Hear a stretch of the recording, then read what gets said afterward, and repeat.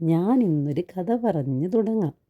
കഥയുടെ പേരാണ് ഏറ്റവും മനോഹരമായ പൂക്കൾ. ഒരിക്കൽ വിജയനഗരത്തിലെ രാജാവ് ഒന്നിലും താല്പര്യം കാണിക്കാതെ സങ്കടപ്പെട്ടു കാണപ്പെട്ടു. പിറ്റേന്ന് ദർബാർ കൂടി രാജാവിൻ്റെ സന്തോഷം വീണ്ടെടുക്കാനുള്ള പല പദ്ധതികൾ ആസൂത്രണം ചെയ്തു.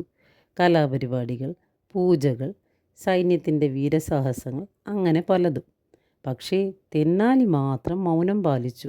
രാജാവ് തെനാലിയോട് തൻ്റെ സങ്കടം മാറ്റാൻ തനിക്ക് താല്പര്യമില്ലേ എന്ന് ആരാഞ്ഞു. ഉണ്ട് രാജൻ, തൻ്റെ ഒപ്പം വന്നാൽ താൻ ലോകത്തിലെ ഏറ്റവും മനോഹരമായ പൂക്കൾ കാട്ടിത്തരാമെന്നും അതുവഴി രാജാവിൻ്റെ വിഷമങ്ങൾ പമ്പ കടക്കുമെന്നും തെന്നാലി വാക്കുകൊടുത്തു. വാക്കിൻ പ്രകാരം പിറ്റേന്ന് തെന്നാലി രാജാവിനെയും കൂട്ടി കുട്ടികൾ കളിക്കുന്ന മൈതാനത്തേക്ക് എത്തിച്ചേർന്നു. അവിടെ കുട്ടികൾ പല പല കളികളിൽ ഏർപ്പെടുകയായിരുന്നു. ആ കുട്ടികൾക്കൊപ്പം ചേരാൻ രാജാവിനോട് തെന്നാലി ആവശ്യപ്പെട്ടു.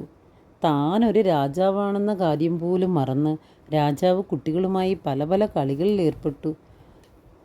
കുറേ സമയം കഴിഞ്ഞ് വളരെ ഉന്മേഷവാനായി നമ്മുടെ രാജാവ് തെന്നാലിക്കരികിലെത്തി. ഹോ, എന്തൊരു മനസ്സുഖം! ഞാൻ എൻ്റെ എല്ലാ ദുഃഖങ്ങളും മറന്നു. തെന്നാലി പറഞ്ഞു, രാജാവേ, കുഞ്ഞുങ്ങളും ദൈവവും ഒന്നാണ്.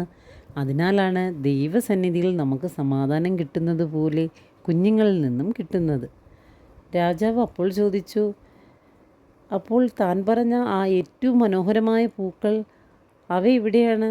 അവ കാട്ടിത്തരില്ലേ? തെന്നാലി പറഞ്ഞു, ഇത്രയും മനോഹരമായ പൂക്കൾ, ഇവയെക്കാളും അഴക് അവ മറ്റെന്തിനാണുള്ളത്? അതേ കൂട്ടുകാരെ, ഓരോ കുഞ്ഞും ഓരോ പൂക്കളാണ്, ഓരോ ജീവൽ പ്രതീക്ഷകളാണ്.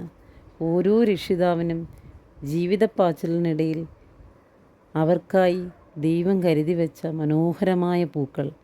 അവയെ നന്നായി ആസ്വദിച്ച് പരിപാലിച്ച് മുന്നോട്ട് പോവുക. നന്ദി.